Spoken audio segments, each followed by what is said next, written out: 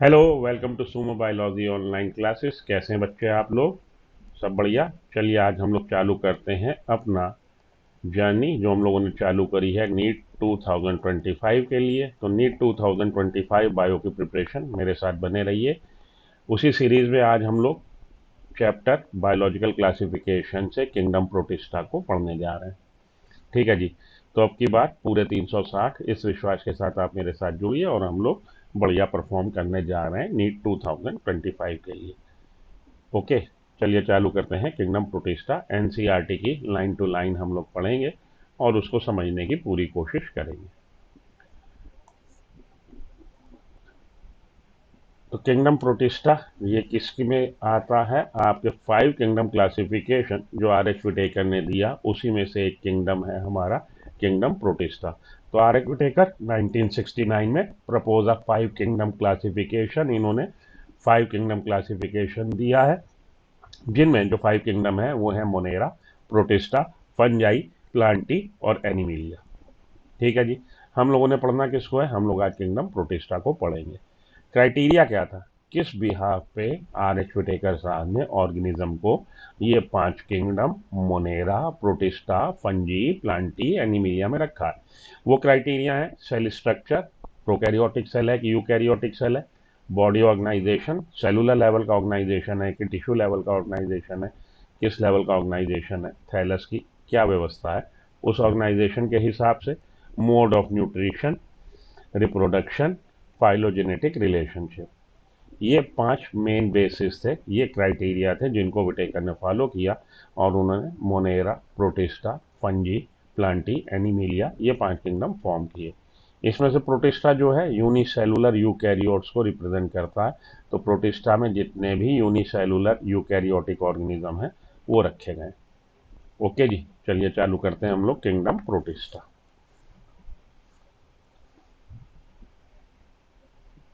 All single-celled eukaryotes are placed under kingdom Protista, but the boundaries of this kingdom are not well defined.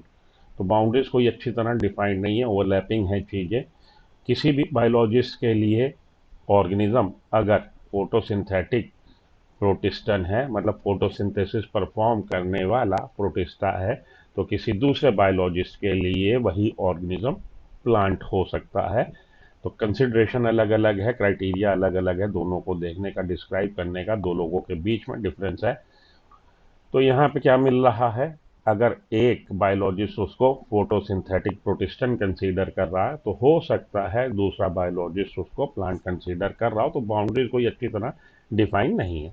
It acts as a connecting link between Monera and complex multicellular organism. तो अगर हम लोग base पे Monera को रखें, Monera मतलब prokaryotic cells, sole member इसका कौन है? हमारे बैक्टीरिया। मोनेरा में प्रोकैरियोटिक सेल्स आती हैं। तो मोनेरा प्रोकैरियोटिक सेल से इवॉल्व हुई eukaryotic cell, single cell eukaryotic cell, उसको हम लोगों ने प्रोटिस्टा में रख दिया। सिंगल सेलुलर यूनिसेलुलर जो ऑर्गेनिजम्स हैं यूकैरियोटिक, उनसे बना क्या है? Kingdom Protista. और किंगडम प्रोटिस्टा फर्दर डाइवर्सिफाइड आप कर लीजिए। एक ब्रांच आप फंजी में विकसित हो गई, एक ब्रांच में आपके प्लांटी आ गए, प्लांट्स आ गए, और एनिमिलिया। ठीक है जी। तो ये कनेक्टिंग लिंक है, कौन? प्रोटिस्टा। किसके बीच में? मोनेरा और मल्टीसेलुलर यूकैरियोटिक ऑर्गेनिजम्स के बीच में। Okay. Members of protista primarily aquatic, ये बात ध्यान में रखिएगा कि प्रोटिस्टा के जो मेंबर हैं मुख्यतः एक्वेटिक हैबिटेट में मिल रहे हैं। This kingdom forms are link with the other dealing with plants, animal and fungi, जिसकी अभी हम लोगों ने बात करी। Being eukaryotic the protistan cell body contains a well defined nucleus. देखिए प्रोकैरियोटिक सेल और यूकैरियोटिक सेल में जो आप डिफरेंस लिखते हो उसमें मेन डिफरेंस यही है कि प्रोकैरियोटिक सेल में वेल डिफाइंड न्यूक्लियस नहीं होता, जबकि यूकैरियोटिक सेल में वेल डिफाइंड न्यूक्लियस होता है। वेल डिफाइंड न्यूक्लियस का क्या मतलब है? जेनेटिक मटेरियल, हमारा डीएनए, उसके चारों तरफ अगर न्यूक्लियर मेम्ब्रेन और स्टोन प्रोटीन से ये बाउंड है तो क्या कहलाएगा? वेल डिफाइंड न्यूक्लियस कहलाएगा, जो कि आपको यूकैरियोटिक सेल में देखने को मिलेगा। प्रोकैरियोटिक सेल में आपको वेल डिफाइंड न्यूक्लियस देखने को नहीं मिलता, क्योंकि जेनेटिक मटेरियल के चारों तरफ मेम्ब्रेन नहीं है, न्यूक्लियर मेम्ब्रेन नहीं है। तो जेनेटिक मटेरियल हम लोग बोलते हैं नेकेड टाइप का जेनेटिक मटेरियल है। इसलिए हम लोग कहते हैं प्रोकैरियोटिक सेल में वेल डिफाइंड न्यूक्लियस नहीं है और मेम्ब्रेन बाउंड सेल ऑर्गेनेल्स भी नहीं मिलते प्रोकैरियोटिक सेल में, जबकि यूकैरियोटिक सेल में मेम्ब्रेन बाउंड सेल ऑर्गेनेल्स मिलेंगे। सम है फ्लैजिला और सीलिया, और इसके जो मेंबर हैं प्रोटिस्टन, उनमें से कुछ में आपको फ्लैजिला की प्रेजेंस या सीलिया की प्रेजेंस मिल सकती है, मिलती है।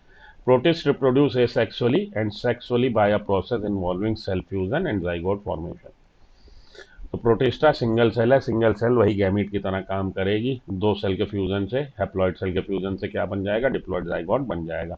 तो ये सेक्सुअल मोड ऑफ रिप्रोडक्शन भी दिखा रहा है, सेक्सुअल मोड ऑफ रिप्रोडक्शन भी दिखा रहा है। तो actual sexual mode of reproduction start from here, यहाँ से आपका वास्तविक सेक्सुअल रिप्रोडक्शन चालू होता है। बैक्टीरिया में जो है वो actual sexual mode of reproduction नहीं है। जैसे आप कॉन्जुगेशन पढ़ते हैं या ट्रांसडक्शन पढ़ते हैं, ट्रांसफॉर्मेशन पढ़ते हैं, वो actual sexual mode of reproduction नहीं है। Actual sexual mode of reproduction Protista से स्टार्ट होगा। Protista regarded at ancestors of all multicellular organism. तो जितने भी मल्टीसेलुलर ऑर्गेनिजम्स आप देख रहे हैं, प्रोटिस्ट उनके माई बाप हैं, प्रोटिस्ट एंसेस्टर हैं, पूर्वज हैं। ओके जी, ये बातें ध्यान में रखिएगा। आगे चलता हूँ। अब हम लोगों ने पढ़ना क्या है, हम लोग प्रोटिस्टा को पढ़ेंगे, 5 उसके ग्रुप पढ़ेंगे, क्लासेस कह लीजिए, chrysophytes, dinoflagellates, euglenoids, slime moulds और प्रोटोजोअन्स। तो ये समअप है। आखिरी में आके आपको ये स्लाइड मैं फिर से दिखाऊंगा। पहले हम लोग पढ़ लेते हैं क्राइसोफाइट्स, फिर पढ़ लेंगे डायनोफ्लैजिलेट्स, फिर पढ़ लेंगे यूग्लिनॉइड्स और फिर पढ़ लेंगे स्लाइम मोल्ड। लेकिन मेन जो दिक्कत आप लोग फील करते हो, अब देखिए जो 6 मिनट बीत चुके, 7 मिनट, और अगर आप बने हुए हो अब तक, बहुत अच्छी बात है। मेरा पूरा विश्वास है अगर आप अभी तक आ गए हो तो फिर पूरी वीडियो देखोगे। मेन दिक्कत क्या होती है नीट के बच्चों की, मैंने देखा है कि जब वो प्रिपरेशन करते हैं, शुरू के 1-2 महीना तो बहुत हार्ड वर्क करते हैं, उसके बाद उनकी एनर्जी डिप होने लगती है और थोड़ा सा वो डिस्ट्रैक्ट हो जाते हैं, या कहिए कि गाड़ी जो है डिरेल्ड हो जाती है। अब गाड़ी वापस पटरी पे आने का अलार्म कब बजता है, फरवरी मार्च में बजता है। फरवरी और मार्च में आते बच्चा एकदम से नर्वस होता, उसको लगता है कि कोर्स ही पूरा नहीं हुआ, कोर्स जैसे तैसे पूरा हुआ, तो अब रिवीजन में दिक्कत आती है। मेन चीज है रिवीजन। रिवीजन तो पहले एक बार तो विजन हो तब तो रिवीजन होगा। एक बार का विजन आप कैसे करेंगे, एक बार आप पूरे कोर्स को मेरे साथ पढ़ लीजिए। हम लोग नवंबर दिसंबर तक कोर्स खत्म कर देंगे, उसके बाद रिवीजन क्लासेस होंगी, और रिवीजन क्लासेस में आपको ये शॉर्ट नोट से ही पढ़ाया जाएगा।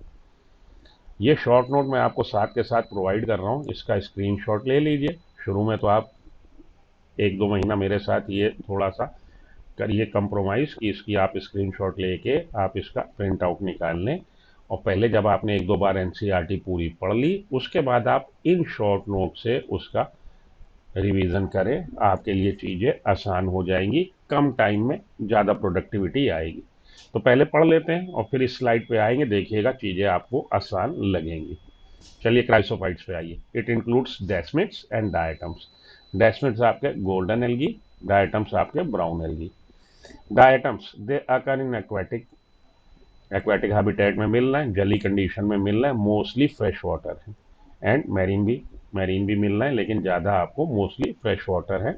एंड मॉइस्ट टेरेस्ट्रियल हैबिटेट, अगर स्थलीय अवस्था में मिल रहे हैं तो वो ऐसी जगह मिलेंगे जहाँ पे नमी हो, तो जल की प्रेजेंस जो है वो मिलेगी। Diatoms they occur in aquatic and moist terrestrial habitat. Mostly कैसे हैं, मोस्टली फ्रेश वाटर ऑर्गेनिजम्स हैं, लेकिन मैरीन के भी हैं। And are photosynthetic in nature, photosynthesis करेंगे, फोटो ऑटोट्रॉफ है। They are of different shapes, circular हो सकते हैं, ट्रायंगुलर हो सकते हैं, इलोंगेटेड हो सकते हैं, बोट शेप हो सकते हैं। तो यहाँ पे ये डायग्राम आपका एनसीईआरटी का नहीं है, मैंने बाहर से डाउनलोड किया, तो देखिए कई तरह के आपको राउंड, ट्रायंगुलर, इलोंगेटेड, कई तरह के आपको देखने को मिल रहे हैं क्या जी, क्राइसोफाइट्स। ओके, चलिए आगे। तो आपकी एनसीईआरटी की लाइनें हैं। This group includes diatoms and golden algae desmids. Diatoms आपके brown algae, they are found in fresh water, mostly fresh water है, as well as in marine environments. ठीक है जी, मैरीन कंडीशन में भी मिल रहे हैं। They are microscopic and float passively in water currents. Microscopic nature के हैं और पैसिवली फ्लोट करेंगे वाटर करंट, जल की धारा के साथ। वो एक्टिवली फ्लोट नहीं कर रहे, पैसिवली फ्लोट कर रहे हैं। और एक्यूमुलेशन ऑफ, एग्रीगेशन इनका क्या बना देगा, प्लैंकटन बना देगा। ठीक है जी, इनका इकट्ठा होके क्या बना देंगे, ये लोग प्लैंकटन बना देंगे। Most of them are photoautotroph in nature, photosynthetic, इनमें से ज़्यादातर जो हैं फोटोसिंथेटिक नेचर के हैं। इन डायटम्स, अब ये लाइनें बहुत इंपॉर्टेंट है, यहाँ से क्वेश्चन आपका बहुत बार आ चुका है, आगे भी आने के पूरे पूरे चांस यही पूछा जाता है। The cell wall form two thin overlapping shell. तो सेल वॉल कैसी है? सेल वॉल ऐसी है कि दो ओवरलैपिंग शेल, जैसे कि आपके घर में साबुनदानी होती है, सोप बॉक्स होता है, उस तरह की आपको देखने को मिलेगी cell wall. Form two thin overlapping shell which fit together as in a soap box. Walls are embedded with silica. और ये जो सेल वॉल है उसमें आपको क्या मिलेगा? सिलिका धसी हुई मिलेगी। सिलिका की प्रेजेंस की वजह से ये जो सेल वॉल है उसका डिस्ट्रक्शन नहीं होगा, इनडिस्ट्रक्टेबल है, क्षय नहीं होगा। Thus, diatoms have left behind large amount of cell wall deposits in their habitat. इसलिए जब डायटम खत्म हुआ तो समुद्र की तलहटी में या जहाँ पे ये हैं नदी की, वहाँ की तलहटी में जाके सेल वॉल सेटल हो जाएगी और धीरे धीरे धीरे धीरे इकट्ठी होती जाएगी। तो कई हजार सालों में, कई लाखों सालों में क्या हो जाएगा? ये जो सेल वॉल इकट्ठी हो रही, ये इकट्ठी होकर क्या बना देगी? डायटमेशियस अर्थ। Thus, diatom have left behind large amount of cell wall deposits in their habitat. तो अपने हैबिटेट में क्या छोड़ के जा रहे हैं? अपने अवशेष छोड़ के जा रहे हैं। वो अवशेष जो है सेल वॉल है। सेल वॉल क्षय नहीं हो रही, डिस्ट्रक्शन नहीं हो रहा। क्यों नहीं हो रहा? क्योंकि सेल वॉल में सिलिका की प्रेजेंस मिल रही है। इसलिए ये कई करोड़ साल में, billions of year, 1 billion is 100 crore, कई करोड़ साल में क्या हो जाएगा? डायटमेशियस अर्थ बन जाएगी। इनका एक्यूमुलेशन जो हो रहा है डायटमेशियस अर्थ बना रहा है, जिसके लिए एक टर्म यूज होता है किसलगर। ये आपकी एनसीईआरटी में टर्म नहीं है, लेकिन मैंने यहाँ पे लिख दिया। एक दो चीजें और पढ़ लेने में कोई बुरी बात नहीं होती। Being gritty in nature, this soil is used in polishing, filtration of oil and syrup. साथ में साउंड प्रूफ बॉक्स बनाने में, साउंड प्रूफ रूम बनाने में भी इसका यूज किया जाता है। ये बात आप ध्यान में रखिएगा। हालांकि आपकी एनसीईआरटी में ये पॉइंट मेंशन नहीं है। ग्रिटी नेचर मतलब दानेदार होने की वजह से ये सॉइल का इस्तेमाल किया जा रहा है। किसमें? पॉलिशिंग में, filtration of oil and syrup. Diatoms are chief producer in the ocean. तो समुद्र में ये लोग बहुत बड़े उत्पादन के, किसके? कार्बनिक कंपाउंड्स के, भोजन बनाने के। Diatoms are chief producer in oceans. ये तो हो गया आपका डायटम्स के बारे में जानकारी। इकोनॉमिक इंपॉर्टेंस पे आ जाइए। Diatoms are chief producer of organic matter in ocean. Chief producer है, अभी हम लोगों ने बात करी। They are an important source of food to aquatic animal. भाई ये जो बना रहे हैं, फूड बना रहे हैं, उसको कौन खाएगा? एक्वेटिक एनिमल्स खाएंगे। Chlorophyll A, chlorophyll C and xanthophyll are the pigments present in them. ठीक है, क्लोरोफिल ए भी मिल रहा, क्लोरोफिल सी भी मिल रही है, जेंथोफिल भी मिल रहा। Very good pollution indicator. ये आपकी एनसीईआरटी की लाइन नहीं है, बाहर से मैंने लिखी है, याद रख लीजिएगा। आप लोग लाइकेन के बारे में तो पढ़ते हो कि लाइकेन बहुत अच्छा इंडिकेटर है किसका? पॉल्यूशन का। तो उसी तरह से डायटम्स भी बहुत अच्छे इंडिकेटर हैं पॉल्यूशन के। फोटो ऑटोट्रॉफ हैं। फोटो ऑटोट्रॉफ हैं क्योंकि उनमें पिगमेंट्स मिल रहे हैं, पिगमेंट्स जो कि फोटोसिंथेसिस में हेल्प कर रहे हैं। वो पिगमेंट क्या? Chlorophyll A, chlorophyll c, xanthophyll. Diatomite is porous and chemically inert. Diatomite जो यूज हो रहा है टर्म, ये डायटमेशियस अर्थ के लिए यूज हो रहा है। Often use in filtration of sugar, oil, syrup, production of antibiotic. तो ये बातें कुछ यहाँ पे रिपीट भी हुई, जैसे ये वाली रिपीट हुई कि केमिकली इनर्ट है, ग्रिटी नेचर की है, इसलिए इसको यूज कर रहे हैं filtration of sugar and oil, alcohol और सिरप के लिए। ठीक है जी, ये प्रोड्यूसर है। ये लाइन भी हम लोग पिछली स्लाइड पे पढ़ चुके। आगे चलता हूँ। अब हम लोग आ गए डायनोफ्लैजिलेट्स पे। तो क्राइसोफाइट में आपने क्या याद में रखना है? एक तो सेल वॉल जो है दो शेल की है जो आपस में फिट होने, कैसे? हमारे सोप बॉक्स की तरह। और सेल वॉल में सिलिका मिल रही है, उसकी वजह से इंडेस्ट्रक्टेबल है, इकट्ठी हो जाएगी, क्या बना देगी? डायटमेशियस अर्थ। ग्रिटी नेचर की है, दानेदार है, इसलिए इसका यूज किया जा रहा फिल्ट्रेशन वगैरह में और पॉलिशिंग में। इतनी बातें याद में रखिएगा, आपका काम बहुत बढ़िया चलेगा। डायनोफ्लैजिलेट्स पे आइए। These organisms are mainly marine but some occurs in fresh water and photosynthetic in nature. Mainly marine condition में आपको मिलना है, ओशियंस में मिलना है। They are found on the surface of water and are important component of phytoplankton. ये भी plankton बना रहे हैं, फाइटोप्लैंक्टन कहलाएगा। जू प्लैंक्टन में प्रोटोजोवंस होते हैं, फाइटोप्लैंक्टन में वो फोटोऑटोट्रॉफ होते हैं, और उनका जो एक्युमुलेशन बनता है प्लैंक्टन, प्लैंक्टन फर्दर दो तरह का, फाइटोप्लैंक्टन, जू प्लैंक्टन। तो ये क्या बना रहे हैं? इंपॉर्टेंट कंपोनेंट है फाइटोप्लैंक्टन के, वाटर की सरफेस में मिल रहे हैं। दे अपीयर, तो ये किस कलर के मिल रहे हैं आपको? लाल, पीले, नीले, हरे आपने पढ़ा ही होगा अक्सर, लाल पीला नीला हरा, बोलो मेरे लाल, बोलो मेरे पीले, बोलो मेरे हरे, बोलो मेरे नीले। लाल पीले नीले हरे, उसके अलावा ब्राउन कलर के भी मिलने, depending on the main pigment, depend करता है कि कौन सा पिगमेंट मेनली उसमें प्रेजेंट है। क्लोरोफिल ए भी है, क्लोरोफिल सी भी है, कैरोटीनॉइड भी है, ज़ेंथोफिल भी है। इन सेल्स में, कौन सी सेल्स में? डायनोफ्लैजिलेट्स में। ठीक है जी, चलिए आगे। The cell wall has stiff cellulose plate. यहाँ पे सेल वॉल में आपको स्टिफ हार्ड सेलुलोज प्लेट मिल रही है ऑन आउटर सरफेस। वहाँ पे क्या था? सिलिका एम्बेडेड मिल रही थी, और दोनों दो सेल जो थे, मतलब सेल जो थी वहाँ पे, सेल वॉल कैसी थी? दो हिस्से में थी, और वो दोनों हिस्से आपस में एक दूसरे से ऐसे फिट बैठ रहे थे जैसे सोप बॉक्स में बैठते हैं। यहाँ पे cell wall has stiff cellulose plates on the outer surface. Most of them have two flagella. ज़्यादातर केस में आपको डायनोफ्लैजिलेट्स में क्या मिलेगा? प्रेजेंस ऑफ टू फ्लैजिला मिलेगी। वन लाइस लॉन्जिट्यूडनली, तो एक फ्लैजिला लॉन्जिट्यूडनली लाई कर रहा है, एंड अदर ट्रांसवर्सली, और दूसरा फ्लैजिला ट्रांसवर्सली लाई कर रहा है। ठीक है, one longitudinally and other transversely in a furrow between the wall plates. Few are non motile and non flagellate, तो कुछ एक मेंबर ऐसे भी हैं जो नॉन मोटाइल हैं क्योंकि उनमें फ्लैजिला नहीं मिल रहा। The two flagella beat in different direction, और दोनों फ्लैजिला के जो बीट करने का डायरेक्शन है अलग अलग है। वेरी ऑफन, कभी कभी क्या होता है? Red dinoflagellates Gonyaulax undergo such rapid multiplication that they make the sea appear red, जिसको हम लोग रेड टाइड बोलते हैं। तो सी की अपीयरेंस से जो रेड आ रही है, रेड टाइड। रेड टाइड किसकी वजह से हो रहा? Over production of red dinoflagellates, और उसका एग्जांपल गोनियोलेक्स। जब जरूरत से ज़्यादा इनकी वृद्धि हो जाती तो देखिए सी कैसा अपीयर होता है, रेड कलर का अपीयर होता है, जिसको हम लोग रेड टाइड बोल रहे हैं। ये कुछ आपके एनसीईआरटी की बाहर की लाइनें हैं, बस 2 मिनट लूंगा, इसको भी देख लीजिए। सम मेरीन डाइनोफ्लैजिलेट शो बायोलुमिनेसेंस। बायोलुमिनेसेंस क्या है? लिविंग ऑर्गेनिज्म जब इमिट करे लाइट को, तब हम लोग टर्म यूज करते हैं bioluminescence. ability of living organism to emit light, that is called bioluminescence. It means they emit light. Noctiluca इसका एग्जाम्पल है। Dinoflagellates are also called fire alga, इनको फायर एल्गा भी बोलते हैं। आग लगी दिखाई देगी समुद्र में, किस वजह से? क्योंकि उनमें क्षमता है बायोलुमिनेसेंस की। ठीक है जी, मीजो कैनोन को बाईपास कर देता हूँ, वो आप छोड़ दीजिए, आगे चलते। अब हम लोग आ गए यूग्लिनॉइड्स पे। तो हम लोगों ने क्राइसोफाइट्स पढ़ लिया, हम लोगों ने क्राइसोफाइट्स के बाद डाइनोफ्लैजिलेट्स पढ़ लिए। यहाँ पे मोस्टली फ्रेश थे, और यहाँ पे मेनली आपके कैसे हैं? मेरीन कंडीशन में मिलने वाले। ठीक है जी, अलग अलग शेप के थे, फोटोसिंथेटिक थे। सेल वॉल का मेन काम था इसमें। सेल वॉल कैसी थी? दो शेल में होगी, और वो दोनों आपस में ऐसे फिट बैठ जाएंगे जैसे सोप बॉक्स। सिलिका की प्रेजेंस मिलेगी, इंडस्ट्रिक्टेबल है, उसकी वजह से डायटमेसिया सर्फ बना देगी, जिसको आप यूज़ कर रहे हैं फिल्ट्रेशन में, ऑयल सिरप वगैरह के, और पॉलिशिंग में।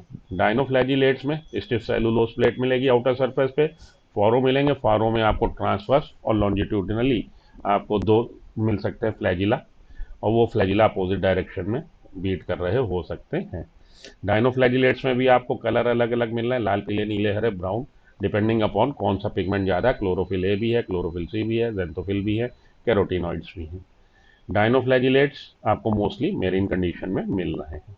ठीक है जी, तो ये हो गई इसके बारे में जानकारी, ये हो गई इसके बारे में जानकारी। साथ में उसने ये बता दिया कि डाइनोफ्लैजिलेट्स कभी कभी समुद्र आपको लाल टाइड, रेड टाइड, टाइड का मतलब लहर, कभी कभी समुद्र की अपीयरेंस लाल हो जाती है ड्यू टू ओवर प्रोडक्शन, जरूरत से ज्यादा वृद्धि कर गए कौन? Red dinoflagellates, mainly Gonyaulax. अब हम लोग आ रहे हैं यूग्लिनॉइड पे।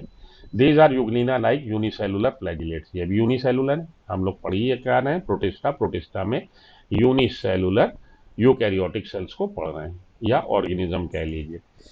तो क्राइसोफाइट्स पढ़ लिया, डाइनोफ्लैजिलेट्स पढ़ लिया, अब हम लोग आ गए यूग्लिना पे। Euglena like unicellular flagellates which possess pellicle instead of cell wall. यहाँ पे सेल वॉल थी, यहाँ पे सेल वॉल थी, इसमें सेल वॉल की प्रेजेंस नहीं है, बल्कि सेल वॉल की जगह क्या मिल रहा? पेलिकल मिल रहा। पेलिकल क्या है? प्रोटीन रिच लेयर है, जिसके लिए टर्म यूज हो रहा है पेलिकल। तो सेल वॉल नहीं है, और सेल वॉल किस में नहीं मिलती? एनिमल सेल में नहीं मिलती। प्लांट सेल में सेल वॉल मिलती, एनिमल सेल में सेल वॉल नहीं मिलती।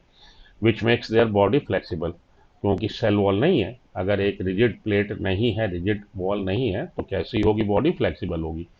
हैबिटेट्स एंड हैबिट पे आइए। Majority of them are fresh water organism found in stagnant water and damp soil. तो ज़्यादातर कैसे हैं, फ्रेश वाटर में मिलने वाले, और फ्रेश वाटर में भी कैसे, रनिंग वाटर में नहीं, स्टैग्नेंट खड़े पानी में।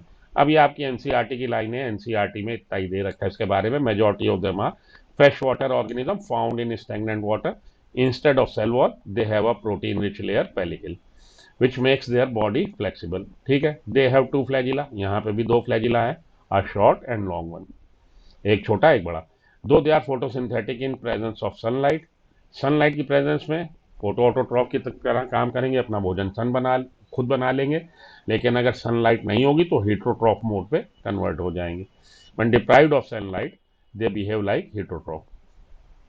ऑटोट्रॉफ और हीट्रोट्रॉफ तो आप जानते हैं, ऑटोट्रॉफ वो ऑर्गेनिज्म जो अपने भोजन की व्यवस्था खुद कर ले, खुद बना ले, और हीट्रोट्रॉफ वो जो अदर सोर्सेज पे डिपेंड हो। By predating on other smaller organism, तो दूसरे अपने से छोटे जंतुओं का शिकार करने लगेंगे, इस तरह से हीट्रोट्रॉफ मोड पे कन्वर्ट हो जाएंगे अगर धूप उनको नहीं मिल रही, सनलाइट नहीं मिल रही। सनलाइट की प्रेजेंस में वो खुद ही अपना भोजन बना लेंगे। इंटरेस्टिंगली यहाँ पे एक महत्वपूर्ण बात यह है, the pigments of euglenoids are identical to those present in higher plants. तो हमारे जो उच्च पादपों में, प्लांट में जो मिलता है पिगमेंट्स, वो पिगमेंट्स इनमें भी मिलेंगे आपको। एग्जाम्पल इसका यूग्लिना। ठीक है जी, चलिए आगे चलूं। Euglena is studied as plant as well as animal. तो यूग्लिना को ना तो हम लोग क्लियर कट प्लांट मानते हैं, ना हम एनिमल मानते हैं। इसको हम लोग प्लांट एनिमल, क्योंकि इसके कुछ कैरेक्टरिस्टिक ऐसे हैं जो प्लांट की श्रेणी से मिलते हैं, और कुछ कैरेक्टरिस्टिक ऐसे हैं जो एनिमल से मिलते हैं। प्लांट लाइक कैरेक्टर क्या है, presence of chloroplast, holophytic nutrition, chloroplast मिल रहा है, साथ में इसके जो पिगमेंट्स हैं, पिगमेंट्स भी हाई प्लांट के समान है, सिमिलर है। होलोफिटिक मोड ऑफ न्यूट्रिशन वही है कि पादप अपना भोजन खुद बना ले।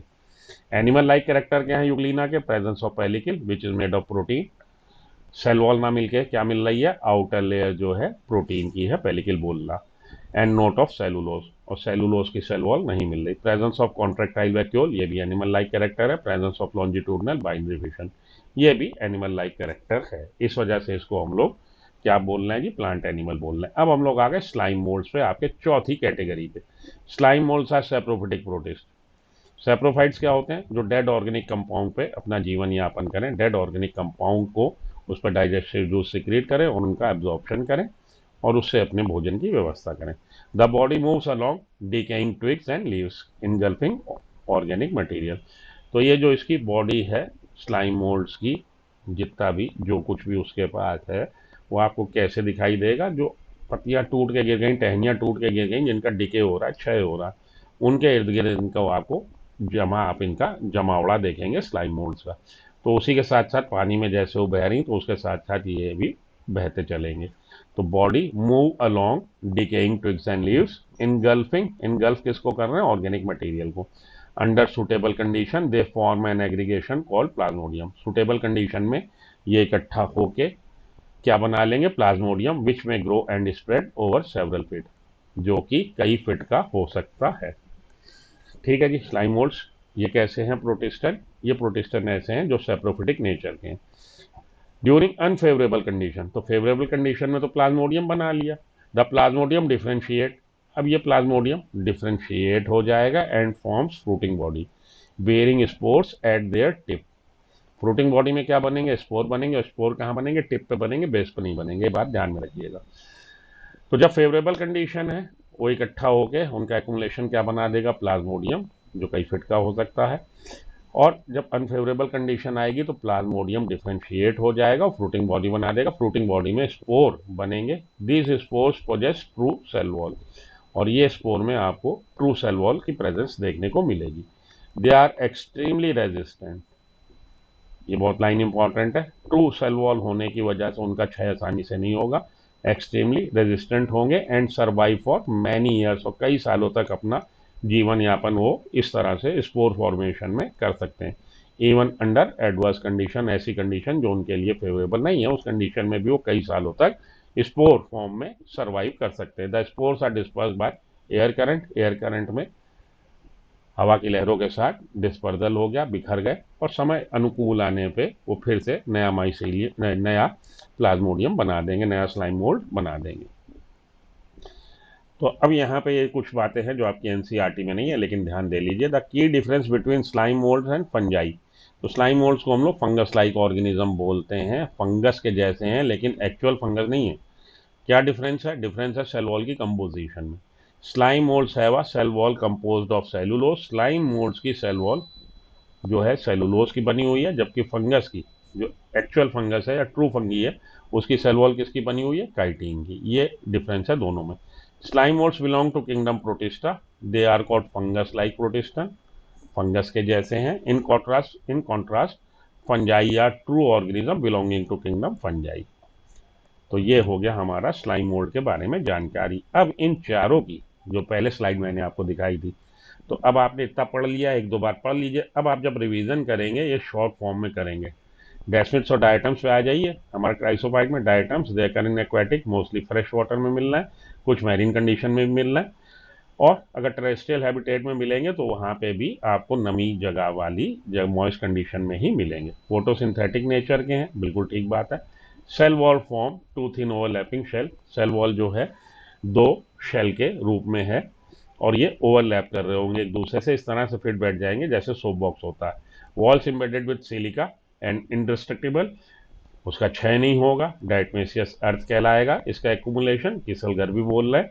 पॉलिशिंग में क्योंकि ग्रिटी नेचर की है, इनर्ट है।